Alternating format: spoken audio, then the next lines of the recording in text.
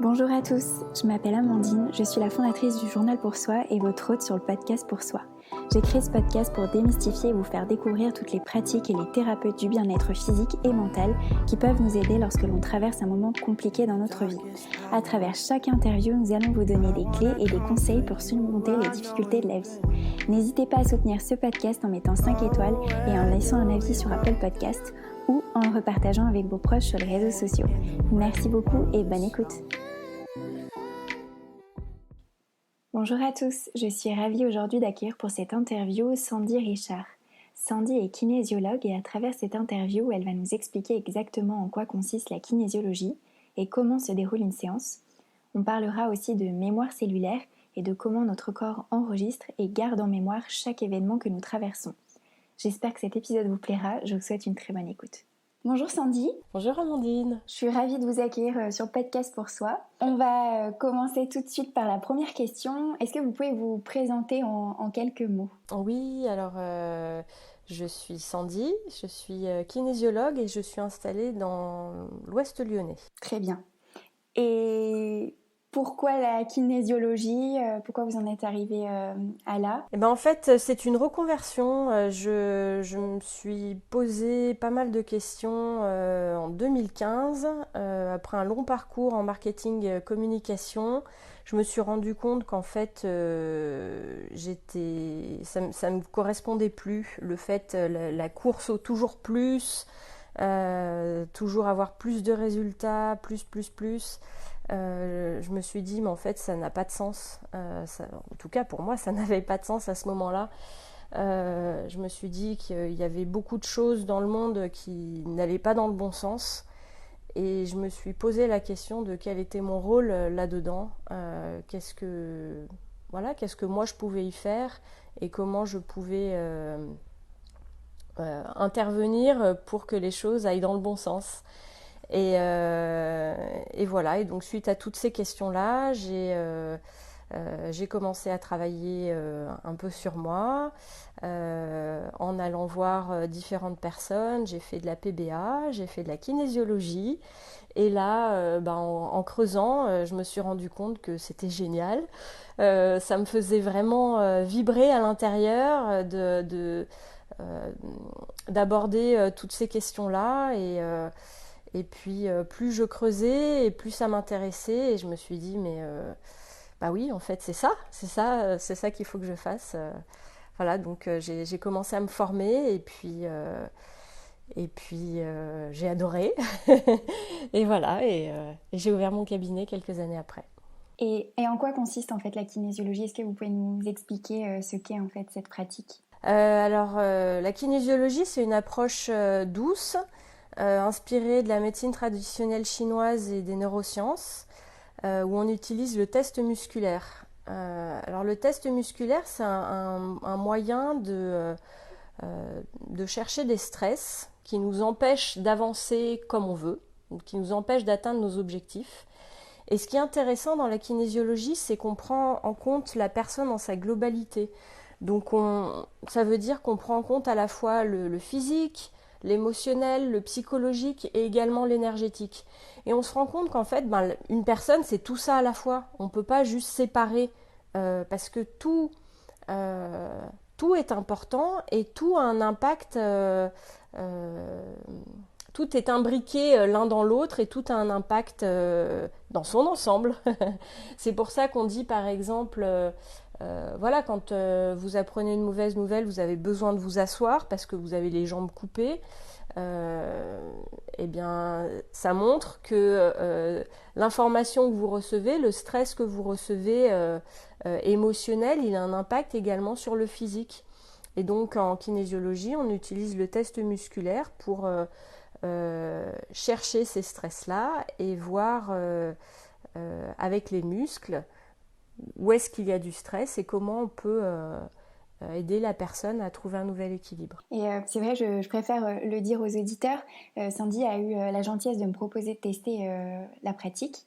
Et c'est vrai qu'au premier abord, surtout quand on ne connaît pas trop toutes ces pratiques de médecine douce, ça peut paraître assez impressionnant et on peut penser que c'est un peu de la magie parce que c'est vrai que quand on est sur le bras et que vous posez des questions et que le bras lâche selon les questions, et ça peut être assez impressionnant. On se dit mais ça sort d'où? Et en fait c'est que c'est tellement tout lié et on n'a tellement pas l'habitude de poser les questions à notre corps, d'essayer de comprendre les réactions de notre corps, que ça paraît limite de la magie. C'est vrai que ça peut donner un peu cette impression, et pourtant euh, tout peut s'expliquer. Mais c'est vrai que la première fois qu'on teste la kinésiologie, souvent ça fait waouh. C'est ça qui est chouette. Et puis c'est sympa parce que effectivement c'est le corps qu'on interroge, mais la tête aussi. Enfin, je pose les questions à voix haute. La personne, elle peut me répondre. Elle peut me répondre avec sa tête, mais en même temps, j'interroge quand même le corps pour avoir voilà les deux versions.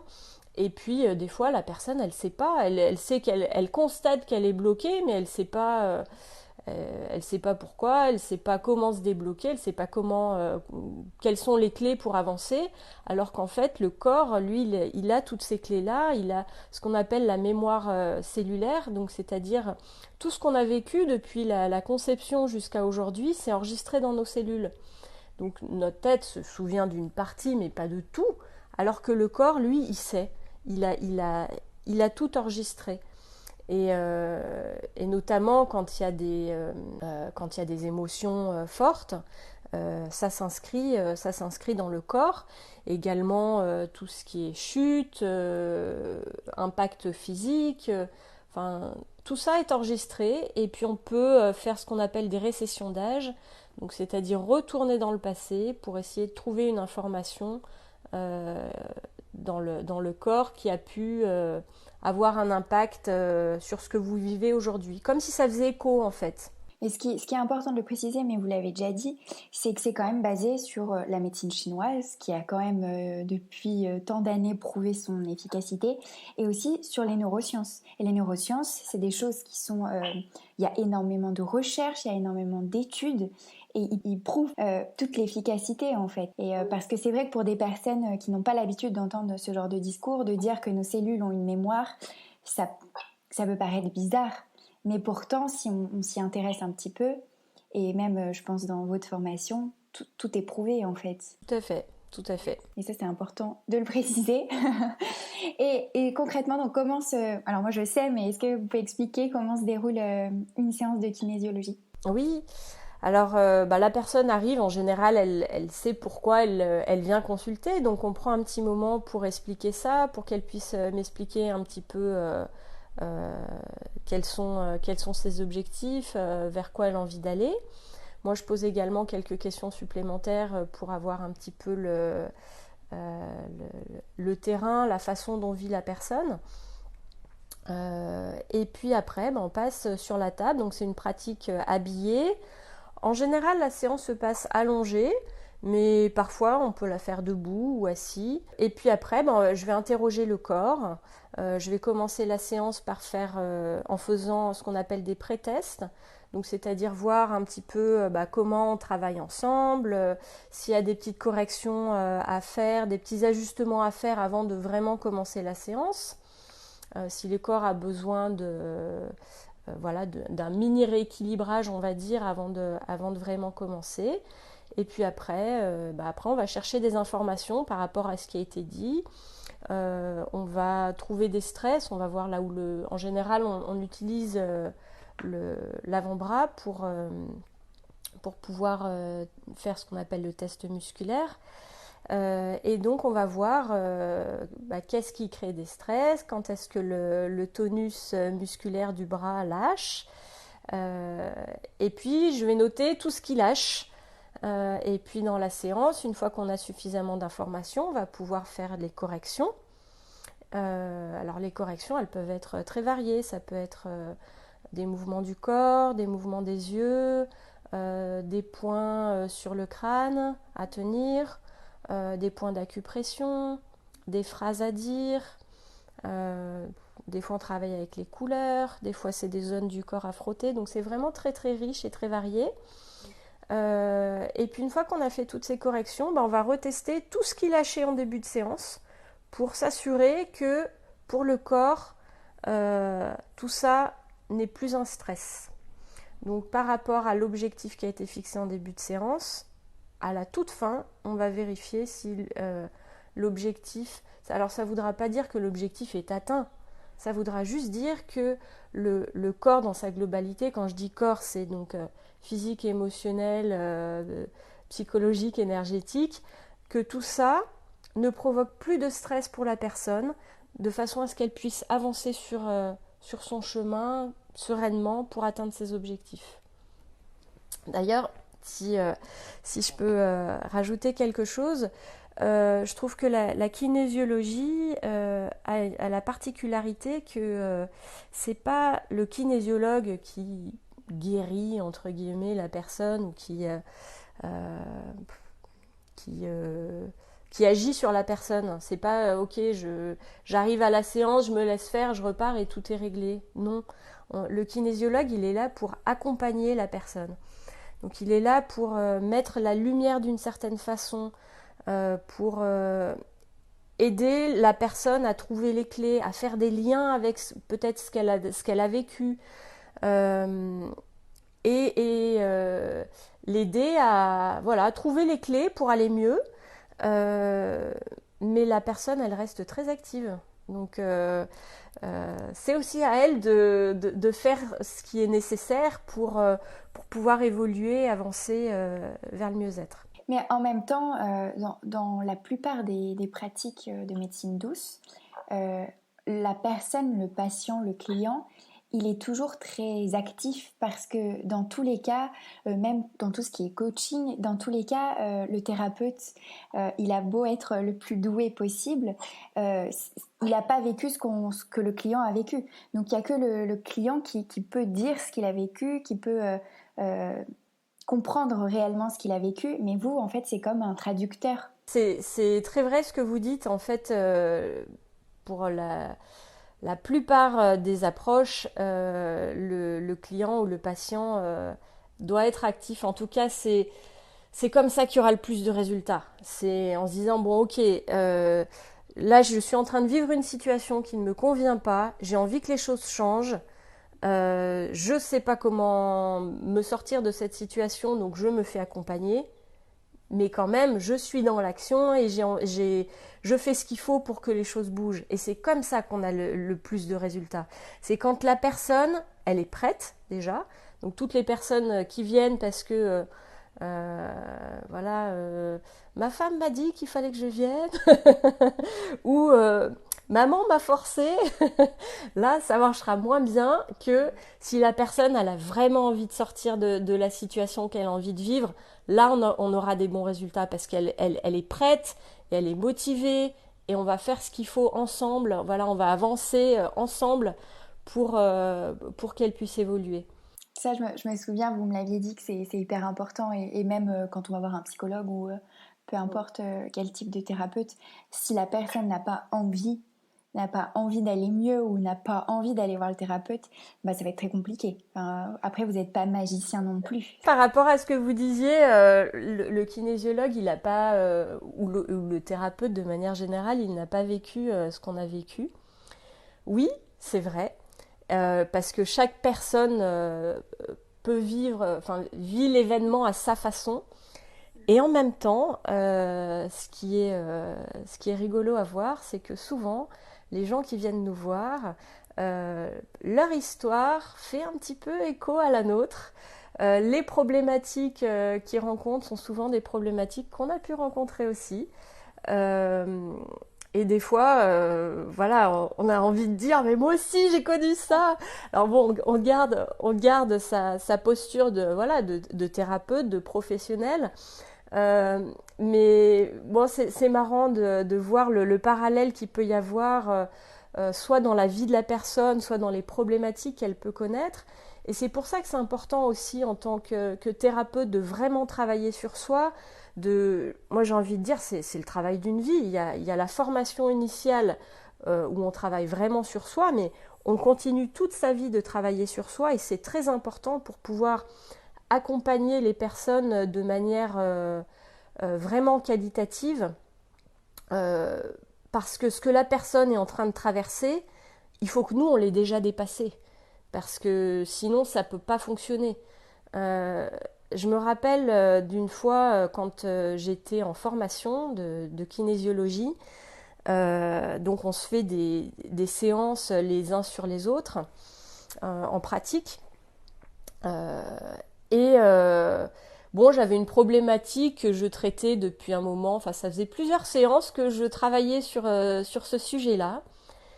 Et il y a un moment, en plus c'était un sujet un peu lourd, et il y a un moment, en fait, la kinésiologue étudiante qui était en train de me faire la séance, elle s'effondre en larmes, elle était pas bien, elle dit « Oh, je suis désolée, écoute, je vais pas pouvoir continuer ». Elle dit « En fait, ce que tu me racontes là, je l'ai vécu aussi, j'ai pas eu l'occasion de travailler dessus, je suis pas bien. Moi, ça allait, hein, je pleurais pas, j'étais bien, parce que j'avais déjà fait un certain chemin dessus, mais je savais que j'avais encore un petit peu à travailler dessus. Et voilà, et donc ça illustre l'importance de travailler sur soi, parce que c'est ça qui permet en tant que kinésiologue aussi de pouvoir recevoir tout ce que la personne vient déposer au cabinet avec la bienveillance, avec l'empathie, avec presque le cocooning, j'ai envie de dire, pour pouvoir l'accompagner du mieux possible dans sa problématique, mais en ayant le recul aussi.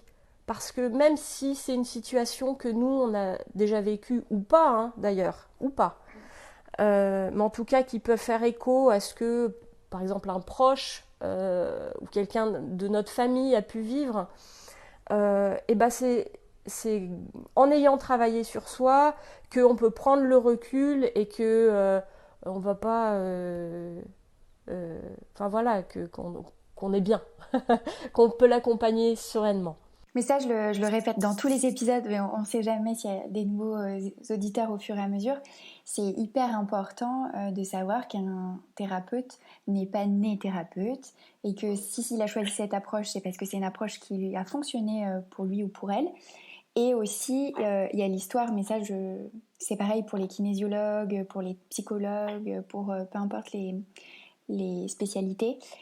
C'est aussi le feeling, c'est-à-dire que, comme vous l'avez dit, il y a des personnes qui ont traversé la même histoire et qui vont être encore plus aptes à nous aider, et des fois aussi il y a des feelings qui se passent pas forcément bien avec le thérapeute, et il ne faut pas avoir peur de changer. Je le répète vraiment tout le temps, mais c'est vraiment important de le... Et je voulais rajouter par rapport au déroulement de la séance, moi ce que j'ai beaucoup aimé, c'est aussi à la fin d'avoir un petit exercice ou des petites citations à se rappeler, ou des petites choses, parce que c'est vrai que, pareil, ça je l'ai dit plein de fois, mais pendant la séance, ça nous aide beaucoup, mais parfois quand on rentre à la maison, on n'a pas ce petit truc qui nous permet de rester dedans, rester concentré sur notre objectif. Et c'est très important. Et c'est même, par exemple, par rapport au journal que j'ai créé, c'est pareil, le matin, tous les matins, faut se fixer des objectifs. Et en plus, quand on va voir des thérapeutes, il ne faut pas hésiter aussi à demander des petites choses, des petits objectifs pour nous aider dans la vie de tous les jours et entre les séances. C'est important. Alors, c'est sûr qu'en kinésiologie, on fonctionne avec des objectifs de séance. Donc l'objectif, il va être trouvé au fur et à mesure de la séance. Quand on recherche des informations, on va affiner un petit peu. Et puis, effectivement, quand la personne repart de mon cabinet, en général, je lui laisse un petit papier avec son objectif qui est écrit dessus, de façon à ce qu'il puisse bien le garder en tête. Je demande au corps aussi s'il y a du travail à faire à la maison. Alors du travail, c'est un bien grand mot, il faudrait que je trouve un autre mot. Des pratiques à faire à la maison pour continuer en fait ce qui a été fait en séance. Donc souvent c'est un exercice qui a été fait pendant la séance, qu'il est bon de refaire chez soi. Et puis effectivement des fois ça peut être une phrase aussi à redire, et puis quand la séance s'y prête, alors pas à chaque fois, mais j'essaye de le mettre en place le plus souvent possible, du concret, c'est-à-dire ok, quelle va être quelle va être ma nouvelle façon de penser, ma petite voix intérieure, là, quelle va être ma nouvelle petite phrase de voix intérieure, et concrètement, qu'est-ce que je peux mettre en place dans les 48 heures pour aller vers ça. Alors c'est des petites choses, alors si je vous donne un exemple concret, ça peut être par exemple, dans la séance, la personne, elle se rend compte... voilà, elle vient, je sais pas moi, pour du stress, des angoisses. Et en fait, au fur et à mesure de la séance, elle va se rendre compte que elle prend pas elle prend pas de temps pour elle. Donc, sa nouvelle résolution, ça va être je prends du temps pour moi. Donc, son objectif de séance, ça peut être par exemple je vais au travail sereinement. Voilà. Pour éviter d'avoir la boule au ventre, les angoisses, etc. Donc après, on va dire, ok, pour aller au travail sereinement, dans la séance, elle va se rendre compte qu'elle a besoin de prendre du temps pour elle. Ok, donc la nouvelle pensée, ça va être je prends du temps pour moi. La nouvelle petite voix intérieure, ça va être je suis capable pour prendre du temps pour moi. Je suis capable de prendre soin de moi. Ok. Et l'action concrète, ça peut être je prends un bain. Voilà. Ce soir, je prends un bain, je me mets des petites bougies, ma petite musique douce, et je prends ce temps-là pour moi. Ou je me pose sur le canapé avec mon livre et je lui pose les questions, ok, quel livre vous allez lire, où est-ce que vous allez vous installer, pour que quand elle rentre chez elle, elle a une action concrète pour commencer à mettre en place ce temps pour elle. Et c'est rien, c'est un tout petit pas, mais c'est un petit pas qui va amener le deuxième petit pas et qui va amener vers le gros changement. Je le répète tout le temps pour le journal pour soi, on ne se rend pas compte de nos petites habitudes du quotidien, ça peut littéralement changer notre façon de vivre en fait notre vie. Et pour rebondir par rapport à ce que vous avez dit, on va passer à la question suivante sur mieux gérer son stress.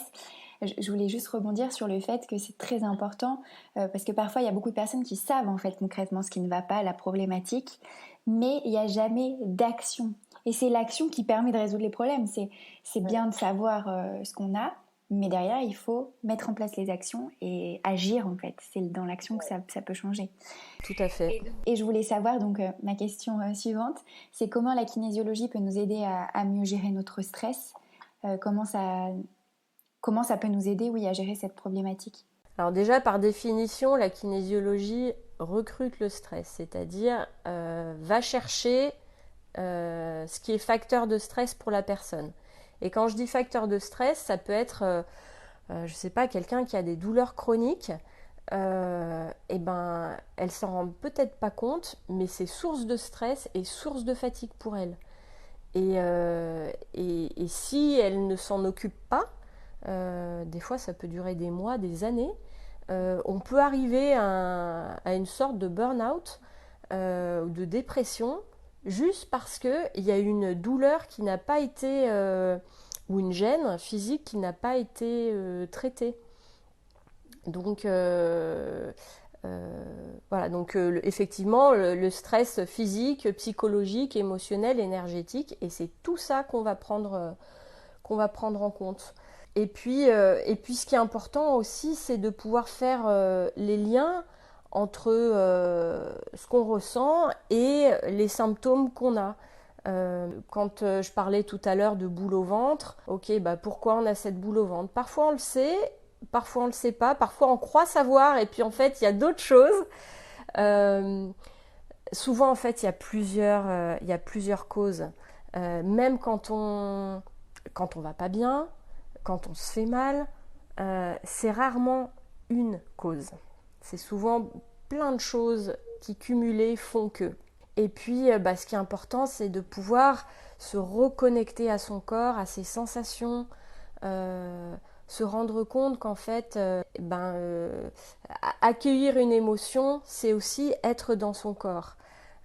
C'est se dire, ok, ben là, j'ai une boule au ventre. Ok, ben elle est comment cette boule au ventre? Alors, il ne s'agit pas de se faire des nœuds au cerveau, hein, on n'est pas là non plus pour se poser un milliard de questions, mais parfois juste se reconnecter à ces sensations corporelles, ça permet de lâcher plein de choses, de ne pas bloquer, d'éviter de bloquer. Alors si on veut être sur du positif, on va dire, ça permet de libérer plein de choses. Et dans la vie, de toute manière, tout est en mouvement perpétuel. Et ce qu'on cherche, c'est l'homéostasie, c'est-à-dire un état d'équilibre. Mais en fait, l'équilibre, on est tout le temps en recherche d'équilibre, parce que quand on mange, quand on boit, hop, le corps, il doit se réadapter à ça. Donc, on est tout le temps en état d'équilibre. Il se passe des choses autour de nous qui peuvent nous impacter. Donc, comment on peut être par rapport à ça, comment se protéger, comment trouver cet état de sérénité intérieure qui fait que même quand on est dans un contexte de stress,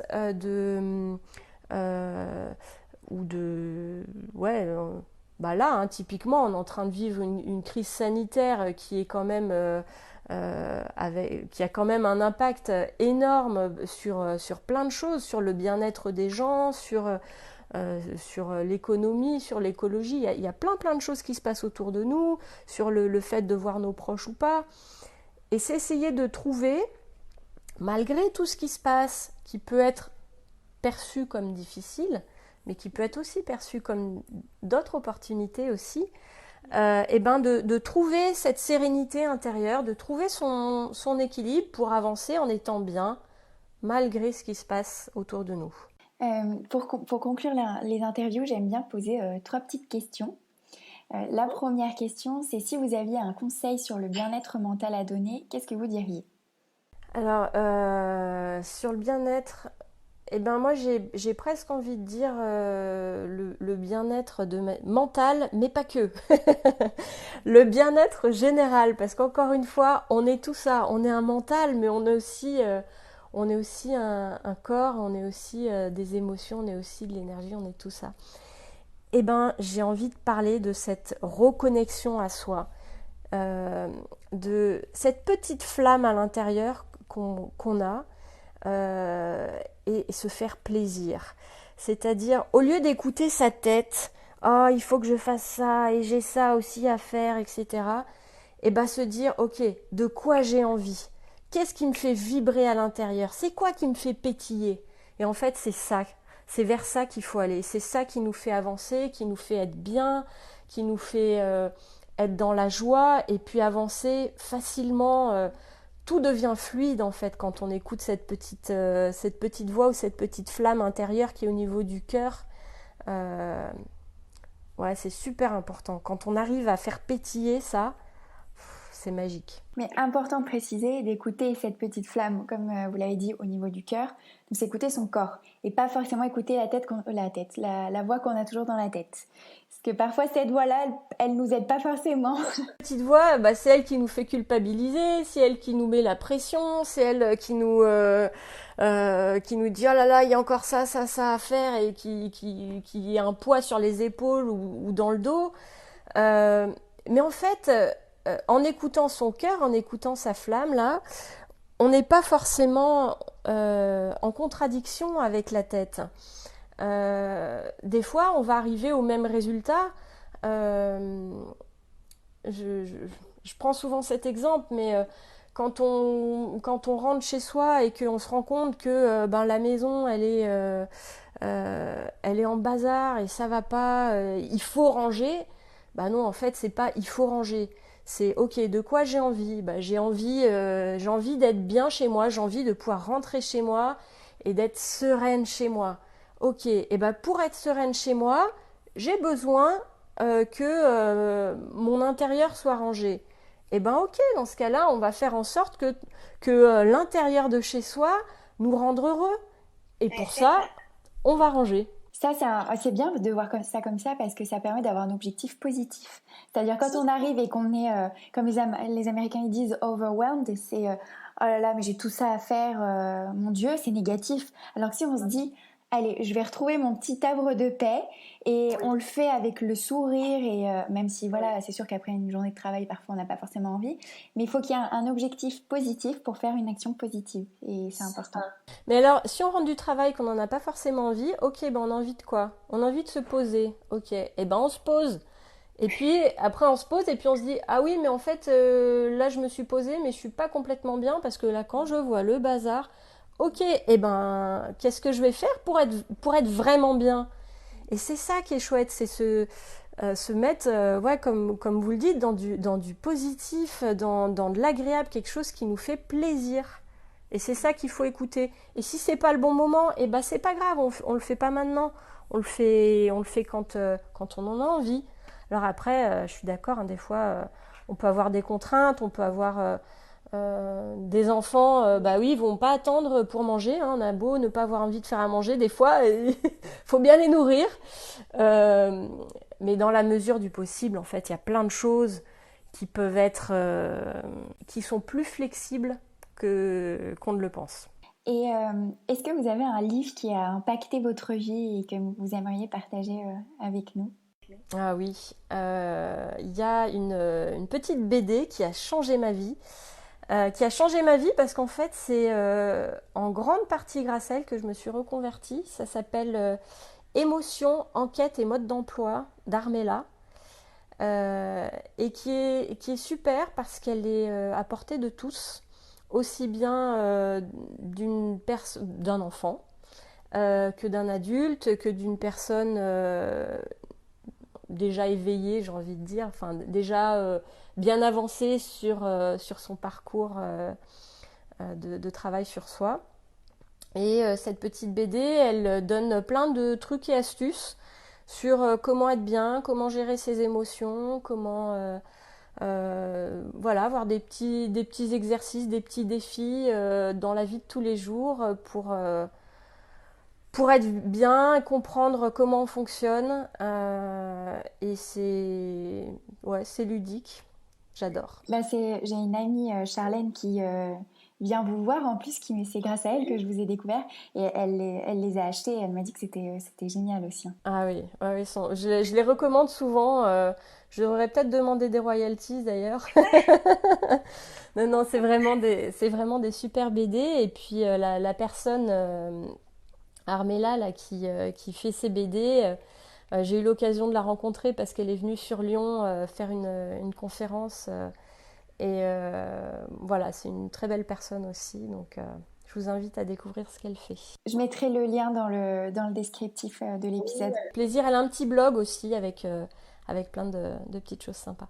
Et est-ce que vous avez une citation que vous aimeriez partager avec nous? Oui, alors la citation, c'est une citation de Gandhi qui est Sois le changement que tu désires voir en ce monde. Et c'est cette citation, cette citation m'a beaucoup parlé aussi au moment où je me suis reconvertie en me disant ok, eh ben il y a des choses qui vont pas, qui ne me vont pas dans ce monde et qui ne vont pas dans ce monde. Ok, et moi là-dedans. Et je pense que si chacun mettait sa pierre à l'édifice pour faire en sorte que la vie soit agréable pour tous, dans le respect de tous les êtres vivants, et ben, ça serait vraiment formidable. C'est pour ça aussi que dans mon cabinet, j'ai choisi un nom et un logo. Alors mon logo, c'est un petit colibri. Et voilà, je ne sais pas si vous connaissez la légende du colibri. Voilà, alors le nom, je précise le nom, c'est libre d'être mieux, parce que chacun est libre de faire son chemin à son rythme, de décider d'aller mieux ou pas, et puis d'être mieux dans tous les sens, à l'intérieur, à l'extérieur. Voilà, chacun fait comme bon lui semble. Et alors la légende du colibri, c'est l'histoire d'un petit colibri en Amazonie, il y a un feu de forêt. Et puis, il y a tous les animaux qui sont en panique et qui courent vers le lac, qui s'enfuient de la forêt pour courir vers le lac. Et il y a le petit colibri qui n'arrête pas de faire des allers-retours. Et puis, il y a un animal qui s'arrête, un phacochère, je crois, et qui lui dit « Mais qu'est-ce que tu fais ?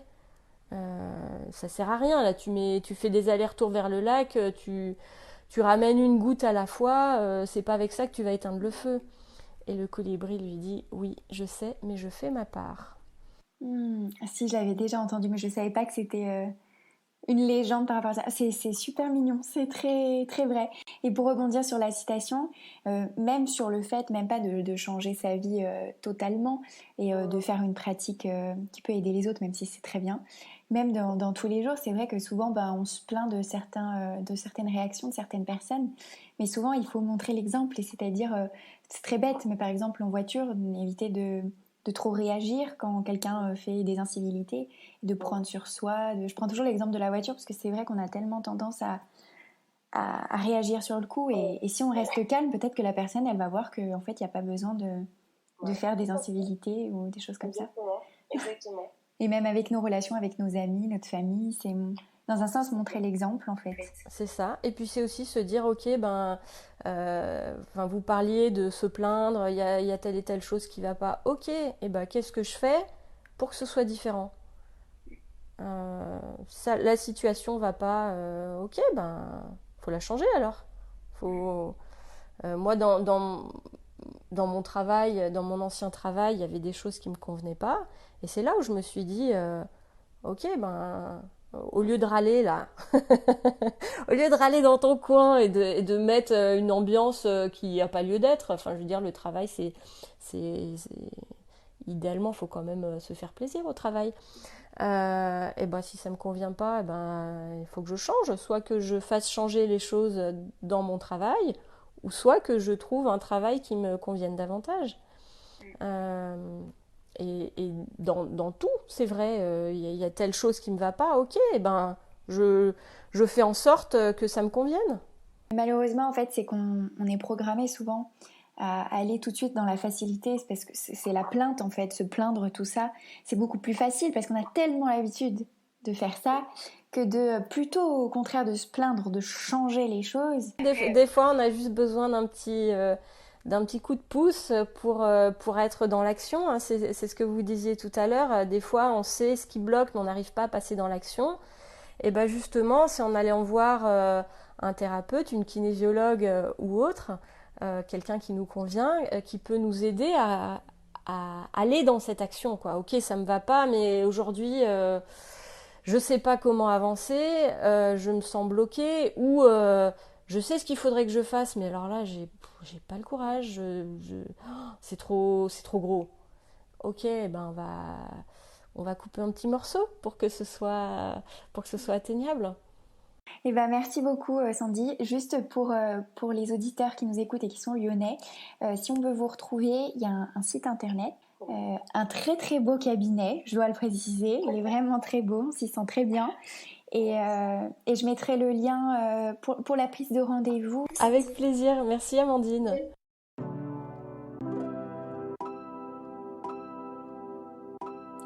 Cet épisode touche à sa fin, merci pour votre écoute. Si vous avez des questions, n'hésitez pas à m'envoyer un message sur les réseaux sociaux. Vous trouverez les liens dans le descriptif de cet épisode. Vous trouverez également le lien du site internet de Sandy ainsi que le lien des livres dont elle a parlé. Si l'épisode vous a plu, n'oubliez pas de vous abonner, de laisser un avis et 5 étoiles sur Apple Podcast. C'est gratuit et ça m'aide beaucoup. Merci, à très vite.